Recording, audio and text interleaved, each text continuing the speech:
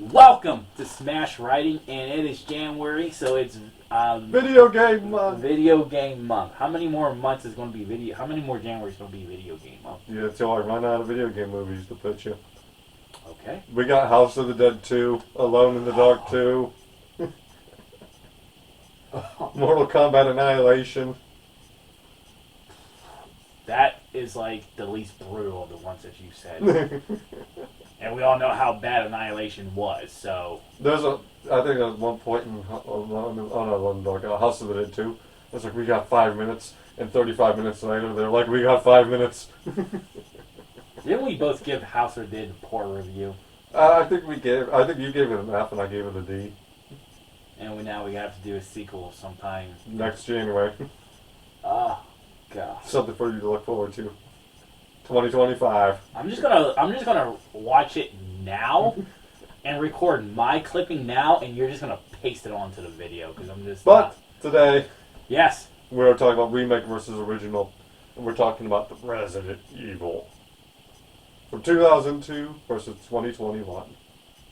hey, and look, it only took them like 19, 20 years instead of like 102. So look. Well, that's because they had to select through all those goddamn sequels first, didn't they? So I think like when you, I'm not a video game person. Justin is, and I remember when I watched Resident Evil, I could only remember like liking this one and its sequel.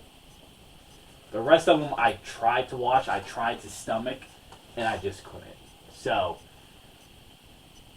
I was very hesitant doing this episode. Like like we send each other a list of movies and we go through dates and if we like them, yes, no, later, whatever. I was very hesitant doing this because the sequels from the original series kind of left such a pissy taste in my mouth. And I'm like, dude, I really don't want to watch this Resident Evil film. So I'm like, I did enjoy the 2002 film. I did enjoy the sequel. Was it Resident Evil Apocalypse Yeah. sequel? I did enjoy that one. Then after that, I just lost track. I'm like, I don't give two shits. But I toughed it out for you 42 folks, and... Well, it's not like we're talking about the sequels. We're talking about the first one. And then the 2021. Right, but with those sequels leaving such Yeah, a you bad- gotta remember. You remember what goes next. Yeah. So, let's get into talking about the 2002 film, directed by Paul W.S. Anderson. Well, the movie kicks off and we learn that Umbrella is the largest corporation of America. It's in a ton of homes. It's known for making computers and meds and healthcare. But unbeknownst to the public, they also work on military tech and virus research. And then we open up to a guy stealing a virus and setting off an alarm. The Red Queen, he creates an outbreak with the Red Queen. The computer system freaks out and goes, okay, time to shut down and eliminate everyone in the facility. But we jump to a woman named Alice. She's passed out in her tub. You'd think she would have busted her head open when she hit that marble tub. That would have hurt, yeah. Yeah. There's not even any blood on... I mean, I guess she's in the shower, but she crashed on the edge. You would have a marking on your head, let alone if the shower's running. Yeah. Yes. But she wakes up and it comes to her. She doesn't really remember anything. We meet a guy and then this team. I call them stars alike, but they're not stars. They're umbrella or operatives, not stars. That's very different. Anyway, we learned that the Red Queen's defense triggered a gas, which is why she can't remember anything. Or the guy we meet on the train. And we find no passed out guy, he can't remember anything either. The other guy, the third guy, Matt, I believe his name was, he claims to be a cop, but he's not in the system because he's a new transfer. And they call the locals inept.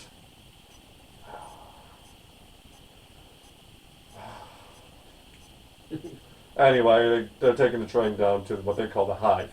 We learned that Alice and the guy on the train are a fake married couple who are secret or agents for Umbrella, whose whole purpose is to protect and guard the secret Hive base underneath the mansion. And that the Red Queen went rogue. They're under the belief that the Red Queen went rogue and killed everyone. But they go in, they split up between teams. One stays in this cargo area and the other team goes to deal with the Red Queen. And despite her best defense, a laser grid taking out over, half the team, they managed to shut down the Red Queen, but her final words are, "You're all gonna die, you've been warned." Because what happens is when they shut down the Red Queen, it unlocked all the doors, which let out all of the zombies, which starts a huge fight in the cargo area. They barely get out, and the survivors manage to retreat back toward the Red Queen area. And they decide their best bet is to reactivate the Red Queen and try to find out a way out. And they manage to do so, and the Red Queen is kind of like, she doesn't really want to help, but she does guide them to the sewers, where they're attacked again by another wave. While all this is going on, the creature known as the Licker escapes. Such a porn name. That's his name. Like what he Licker. Who you filming today with? The Licker. Writing was not the Resident Evil strong suit. Clearly. Like, of all the names. But, anyway, they just barely managed to get out of the sewer, but 2 more people have been bitten, or at least 1 more person has been bitten. Because Rain has been bitten this whole time. And they come out into this lab room, but the doors are still locked, because the Red Queen won't open the door while there's infected among them, which happens to a bite. They disagree, and the one guy they thought was gone fries the Red Queen, which opens the door. But this is where the turn happens. The guy from the train who was married to Alice, he is the one who set off all of this because he tried to steal the T-virus so him and Alice could go live a rich life somewhere. Well, Alice was working with the cop who wasn't a cop. He was brothers of one of the lab workers, and they were going to expose. There's so many threads to this, Yeah. I realize now. They were going to expose Umbrella for what they were doing, and Alice was their person on the inside, and they initially thought that Alice double-crossed them, but no. But the Licker takes out the husband on the train platform, and it forces the Licker to evolve because now it has the taste for meat. They make it to Oh my god. They all make it to the train. They cure. They give Rain the cure, but it's too late. She becomes a zombie. And the Licker shows up. The giant Licker shows up. We have a big fight on the train. The only 2 people who make it. You know, the way you're reading this makes it sound so much worse than... Yes, but am I wrong here, though? Everything I'm saying is what happens. Yeah, but like now, like after hearing somebody talk about it. Anyway, the only 2 people who managed to make it out before the shutdown is Alice and Matt. And Matt has been infected by the Licker. And they're swarmed by men in lab suits, and they're taken away. Alice wakes up sometime later to a town that has been overrun and is deserted. And that's the movie. The way you are making it sound was completely unwatchable. like just the Licker. I didn't even pay attention. You respect the Licker. I've had to fight them in the video games. You respect the Licker. So does probably a lot of women. The way you're reading, I gotta admit, like, it almost makes me want to change my rate on it because I'm like, I didn't realize that big creature was called the Licker. Do they even call it that in the film? Okay, because I want to make sure that I didn't miss out on that part. But to be fair, I don't think they call him the Licker in the video game either. There might be a sheet that you can find that calls him the Licker. But I think that's just what people call him because of his giant tongue. Well, yeah, at that point.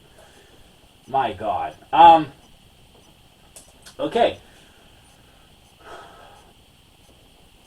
I probably watched this film, maybe, I want to say probably overall, like, from the time it came out till the time we did it for the video. I probably watched this film probably like 4 times. I probably watched this movie about 12 times. Okay. Teenage Justin had a huge crush on Mila Jovovich.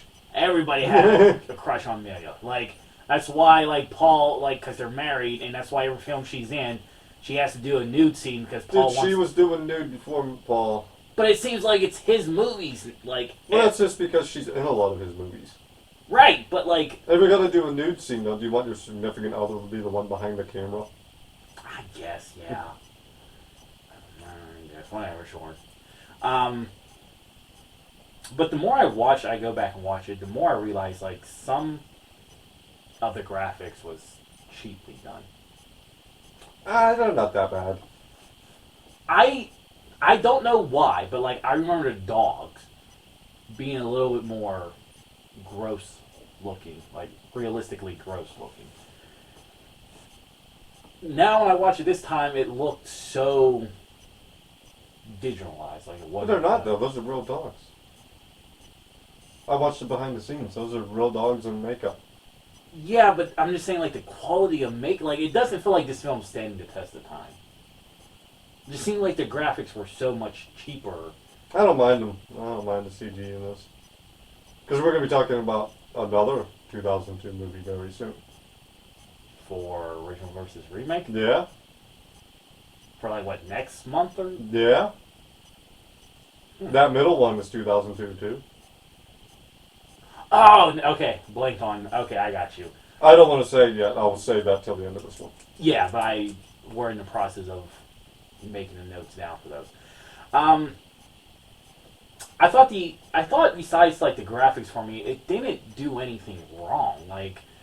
Um, like I thought, they had action, but when you were reading like the threads, like how all of a sudden everybody's coming in at once to try to do this corporation bullshit takeover, exposing them type stuff, I thought was kind of gimmicky. Yeah. And that now, like as I'm going through that in my head, I'm kind of changing my mind about it because I'm just like, okay, you really expect me to leave? These people had their own agenda. These people had their own agenda, and they were like, let's all do it at the same time. I know I'm not much. I don't know much about the video games. Like I think you're the one that actually told me that Alice was a movie character and not. Not in the game. And then you told me like literally all these other characters were. I think there is an Alice that's implemented later in the games, but that's much more of a from the movie kind of deal. Yeah, like you had to go off Yeah. the film. And the Red Queen is until Umbrella's Chronicles. I've only played a couple minutes of that game. I mean, that game's awful. So that like even you filling me in for the rest of the characters kind of blew my mind. Yeah. But once again, since I don't know much about the video games, I'm taking it as the face value of the movie. What's it? The Umbrella operatives. There are Umbrella operatives in the game. That's the hunk. He ain't here. These names, the more I feel like you should like just text me all the characters' names. The liquor, the hunk. I want to think this is like a porn. There better not be one with the slong. If I only can remember what the snake. Yawn. This giant snake's. We never seen him. There's a giant snake in the first game. His name is Yawn.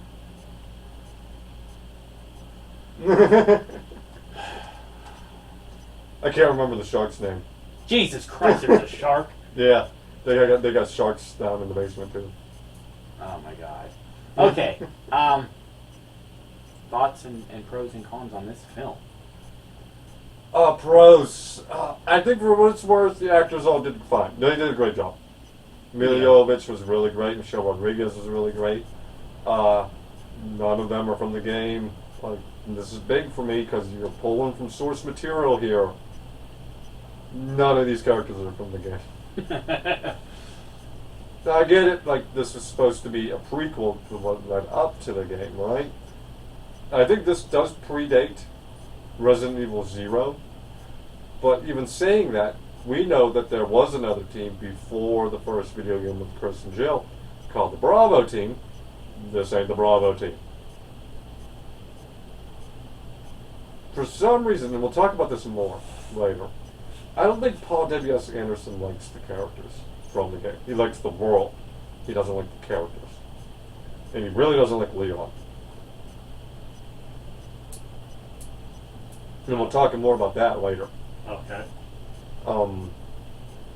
Yeah, I think he really likes the world, but he wants his own interpretation of the world. And that's fine, but you didn't do it right. I'll explain more about that later, too. It could have just been done better, handled better. But it is a perfectly serviceable action zombie movie. Okay. It's just not what I'd call Resident Evil. Okay. Oh, the soundtrack is really good.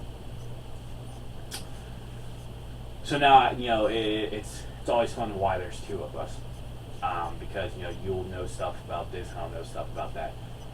Stated, I don't know much about the game. I don't play video games, so I looked at it as this is what I see as Resident Evil. I did think over time certain graphics probably won't survive the test of time. It looks like they literally get cheaper as I get older. No, but that'll happen as CG gets better. Right. Now, if I want to break down the face value of the characters, yeah, I don't have no problem with the actors and actresses. The CG from 2002 looks marvelous when you compare it to the Spawn CG. That is true. There's another 10-year period between those movies. I did enjoy the arc. I don't. When you reread the thread of how many people are coming together, I didn't really like that.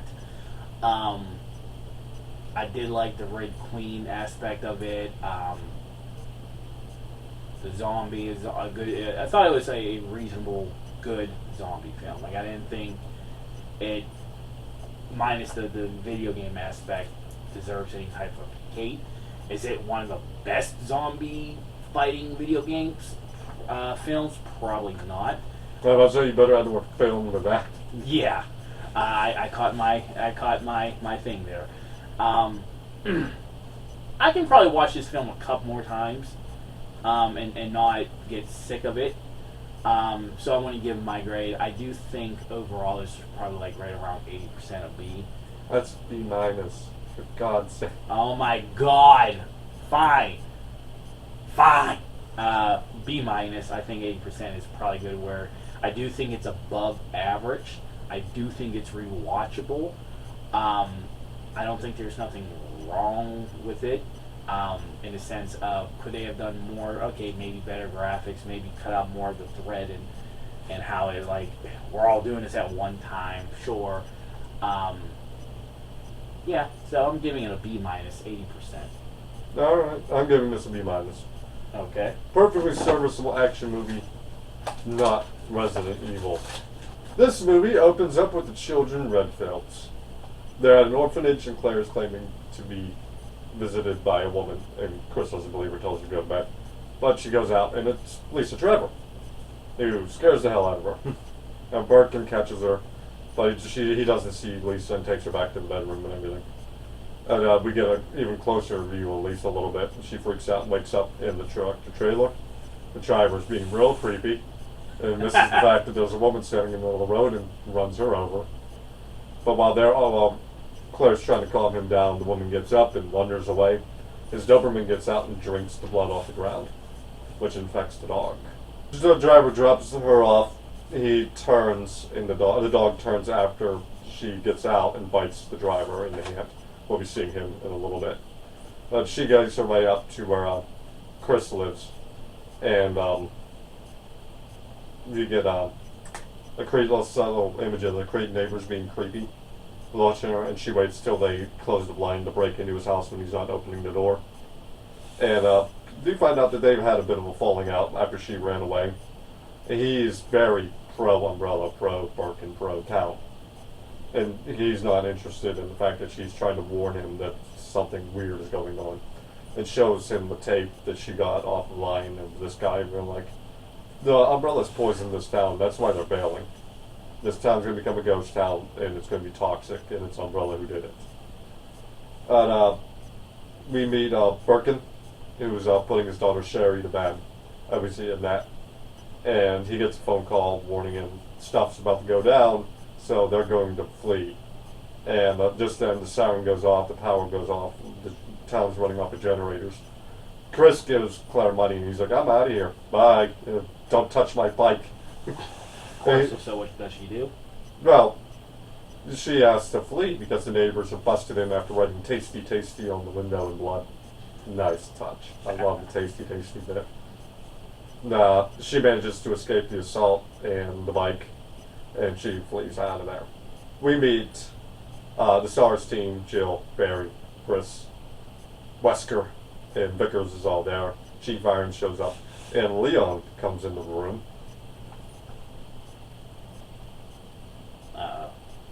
I don't understand the hate for Leon, man. What do you do to my boy here? He's not an idiot. So they mock him and he leaves.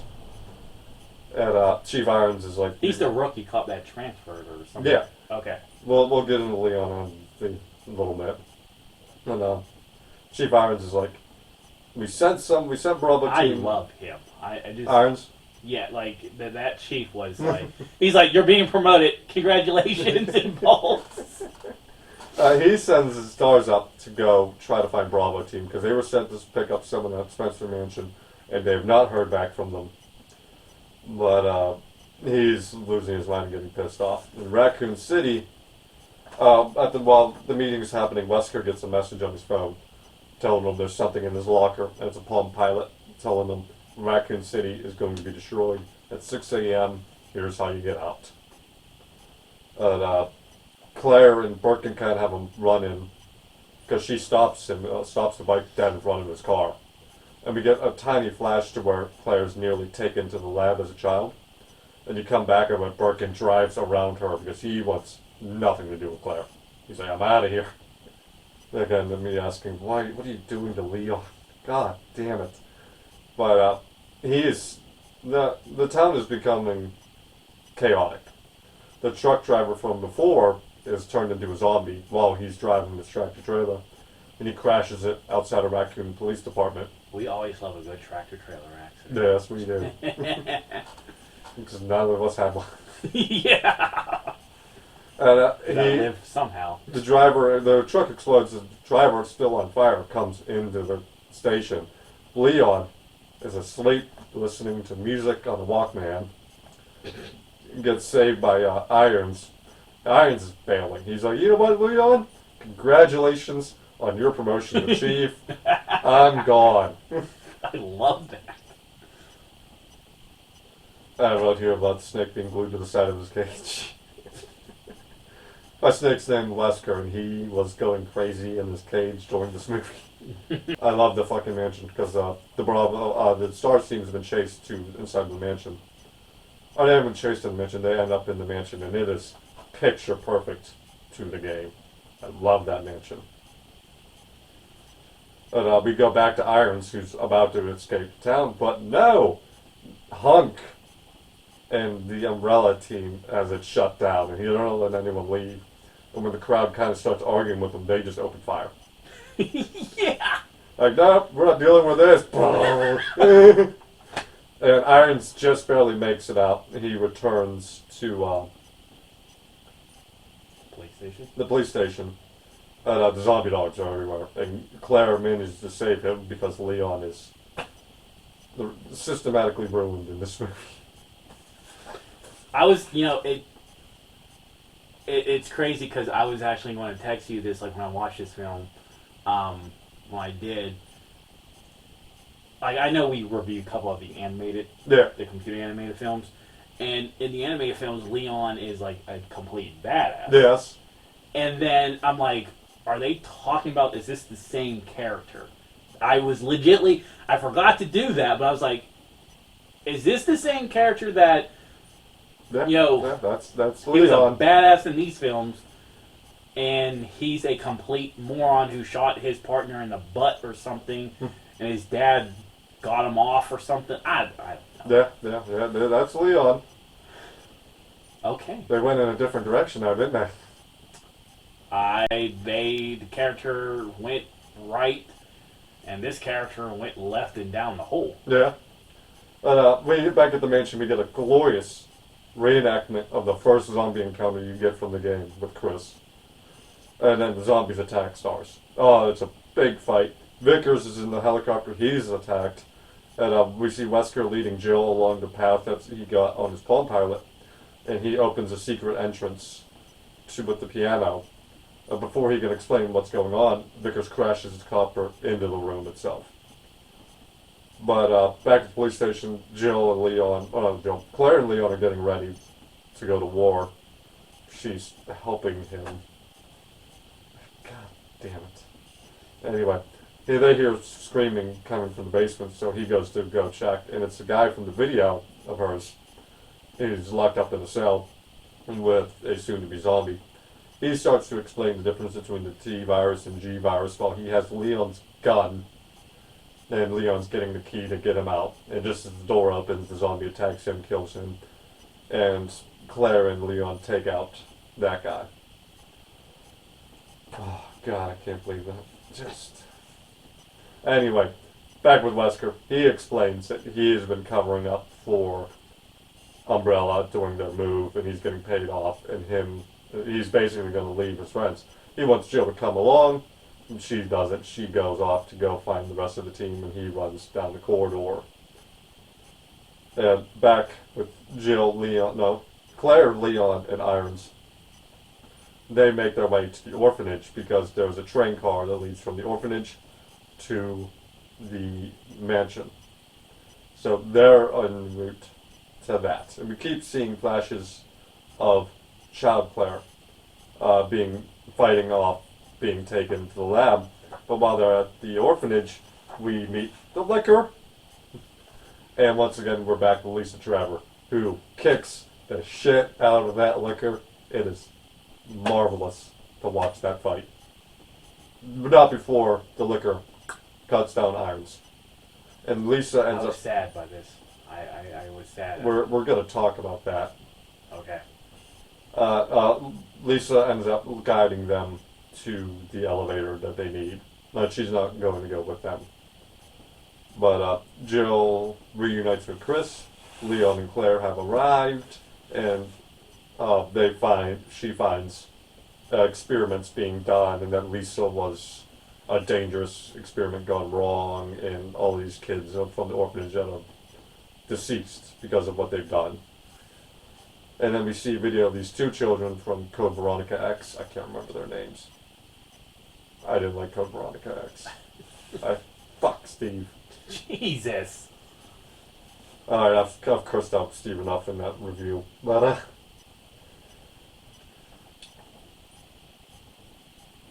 Perkins, Annette, and Sherry are actually at the lab too. Perkins wants to collect his his viruses.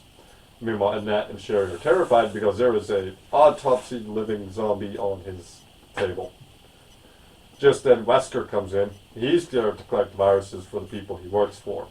Perkins, I love that shot. You had Annette and the child. You had the viruses, and then you had Birkin. And Birkin puts himself between the gun and the virus, and not his family. That's perfect way to put that. But he tries to shoot Wesker. He does shoot him in like the neck, but Wesker puts two in the Birkins. But It's not like I'll go and put two in here. yeah. But before he can finish the job, that Birkins injects himself while Annette tries to take out Wesker herself. Wesker puts her down, and the child runs off.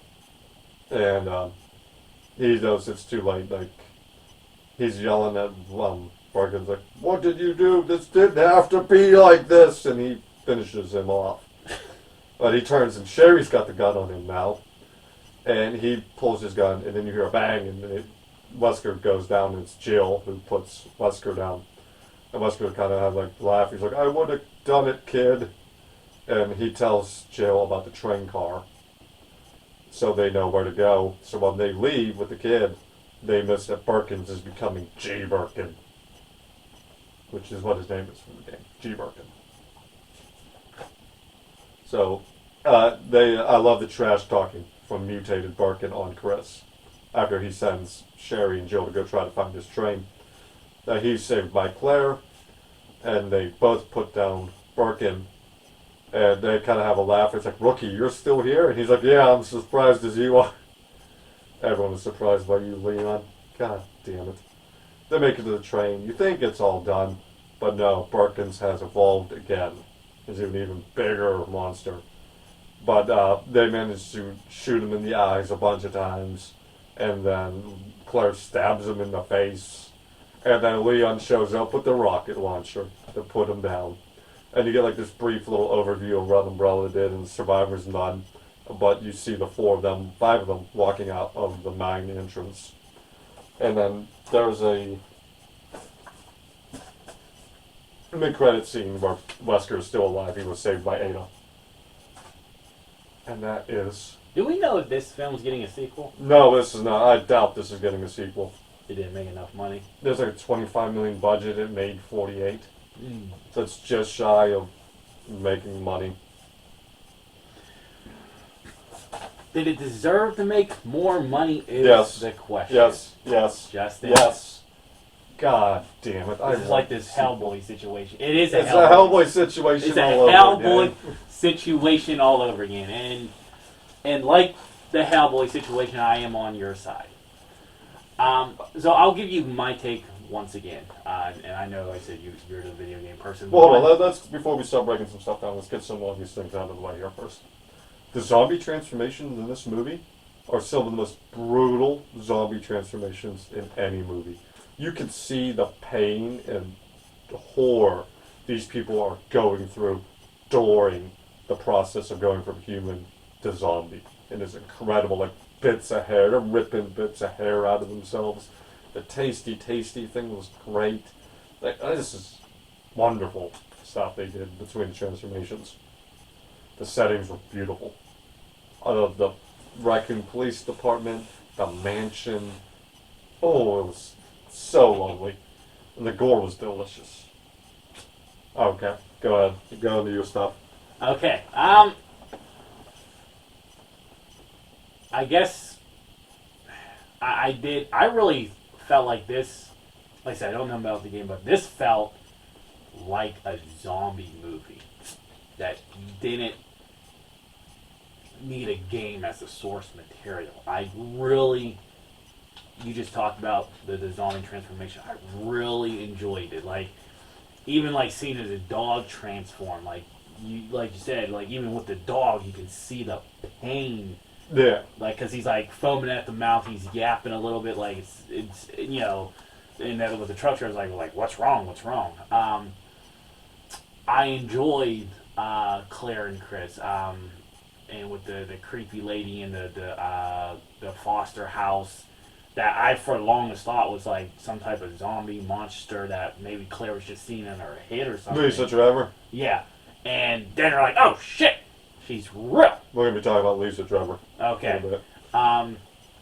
I stated like I enjoyed the sheriff. He was definitely the comic relief. Like Leon? No. Well, Leon. Okay, so No, which one did you say was the sheriff? the sheriff? Oh yeah, Irons. Yeah. Okay, let's talk about the stuff now. So I don't want you to go too far on, then I have to circle back. In the game, Irons is a serial killer who's killing people on the side. He kidnaps Sherry as leverage to get out. And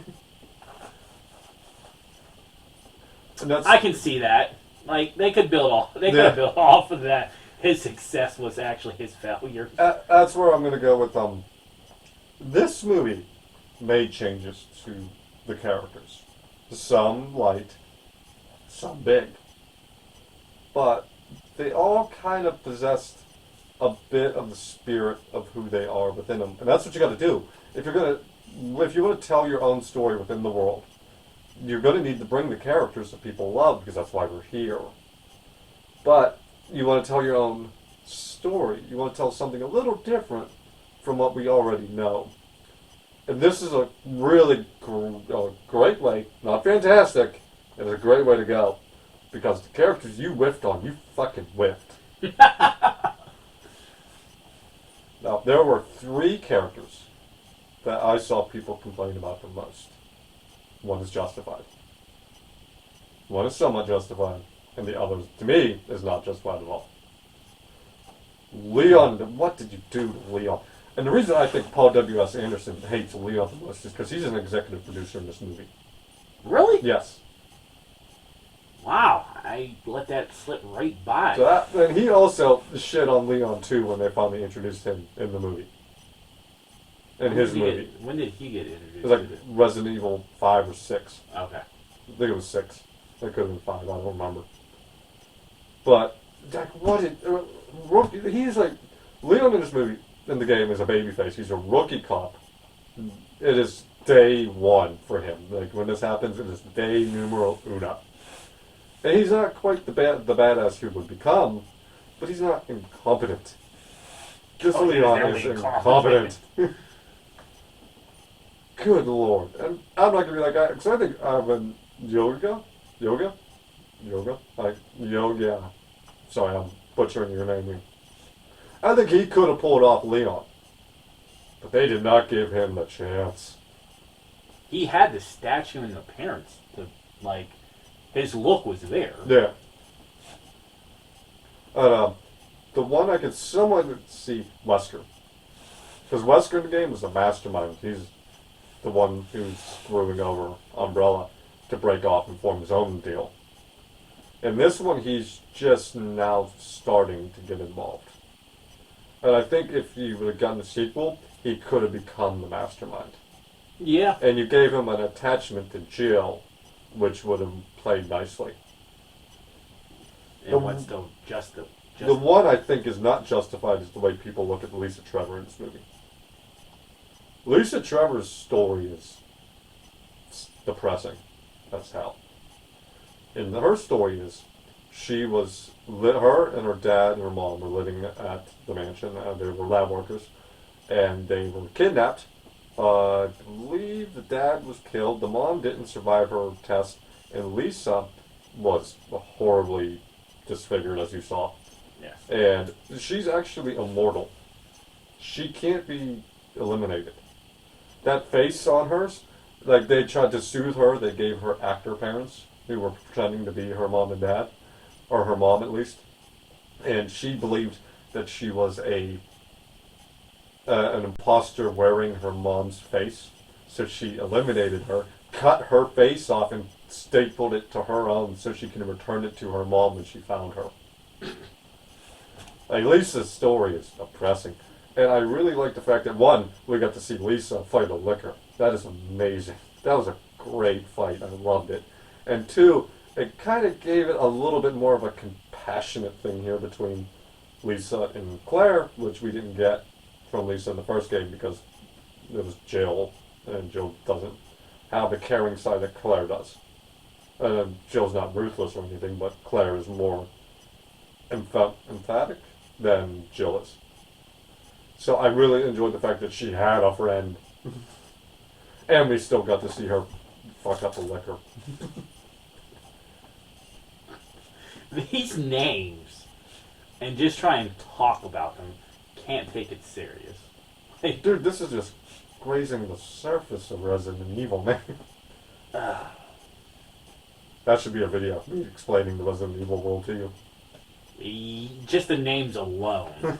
I'm doing it. We're on the 13th.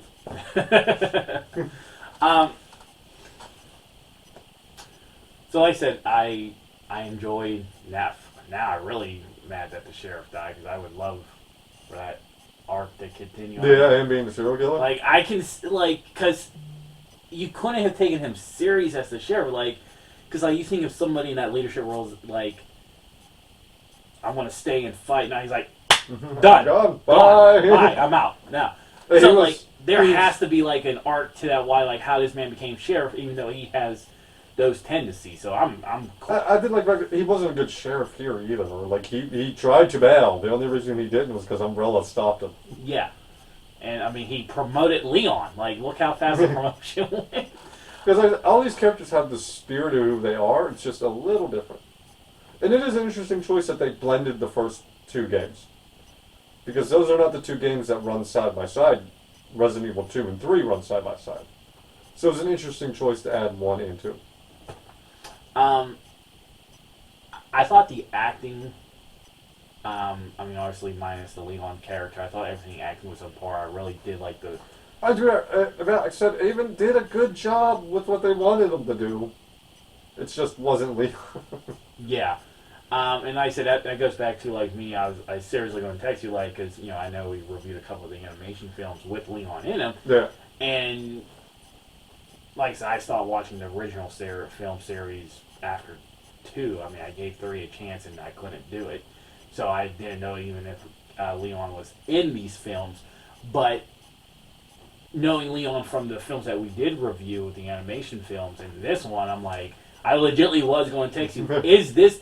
Like, no. I think I was also going to ask you, like, was he this dumb as a He was newbie character? He was naive. Like, he believed Ada. But he was still smart and quick thinking. And not useless. Nah, he was as useless as they came. Yeah. But like I said, Robbie O'Malley did really good as Chris. I thought K.F. Scodelio was amazing as Claire. And Neil McDonough was perfect choice for Birkin. Yeah, he has that asshole looking face. Yeah. And That trash talking when he was. was... Yeah. Him protecting the virus over his family. That was good stuff from him. Something he would do. Yes, I would. I can make more. Jeez. Marina Mazeppa was lovely as Lisa Driver. God, I love that fight. Love that fight. This film did a lot of good. I can feel the love of the game because like the Moonlight Sonata being on the piano, the truck driver eating the burger, that disgusting looking fucking burger. I just like so I'm going to give it a grade. I'm going to give it I think I'm going to probably give it an A minus, like 90%. I'm giving A plus. Okay. The only thing stopping you from being an S is that Leon treatment. I can't stand here for that. I think that's the same. Like I said, I don't know much about the games, but from the films that we reviewed with Leon, and realizing now that is the same character, epically disappointment. Like, if they would have gave up the Leon that I've known to this point, I would probably give it an S. But he was a complete goofball. Yeah. I'm like, this is not. I was going to text you, hey, is this the younger version? Like, is he really this dumb? That hurt it. But I still think it was a good movie. Yeah. I do think it's, I'm giving it an A minus 90%, so it's definitely a superior improvement over the 2002 film. I do hope that we do get a sequel, but I doubt it. I don't think so. So the winner, Remake.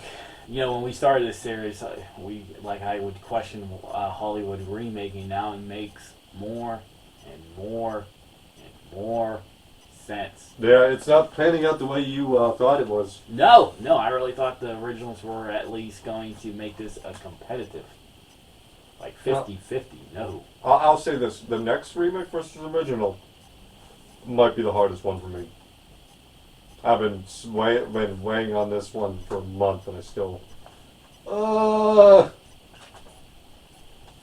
won't you tell them? Next up, we have got our next triple threat series.